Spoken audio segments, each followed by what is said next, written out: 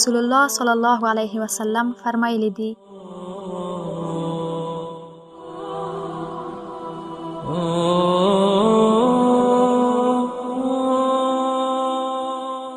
چا چې له ایمان سره او د ثواب په نیت د رمضان روژې ونیولې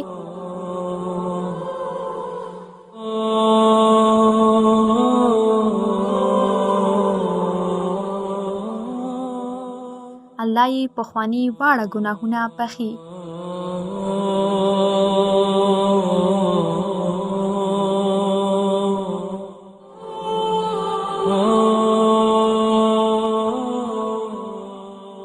رسول الله صلی الله علیه وسلم فرمایي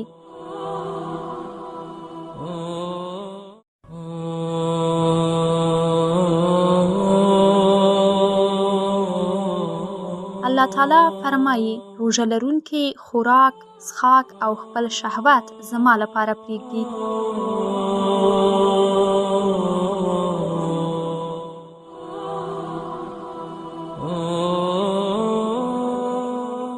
او روژه زما لپاره ځانګړې ده او زه د هغې بدله ورکوم.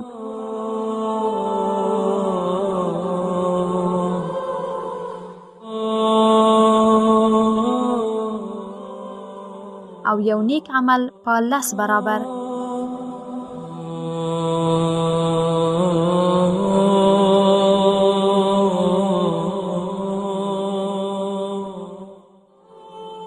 رسول الله صلی الله علیه وسلم فرمایلی دي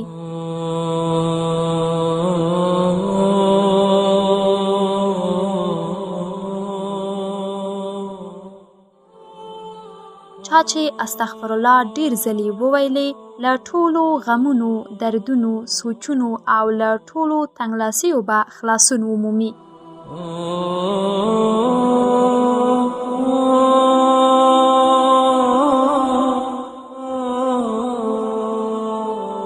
الله تعالی به له داسې لارې ورته روزي ورکړي چې هیڅ ګمان به پرې هم ونه کړي.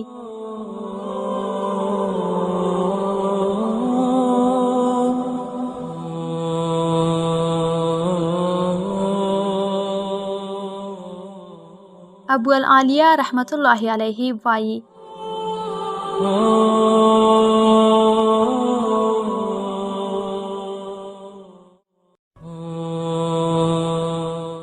ترڅو چې روژه لرونکي کس غیبت نه وي کړي ټول وخت یې عبادت کې حسابیږي اگر که ویده وي.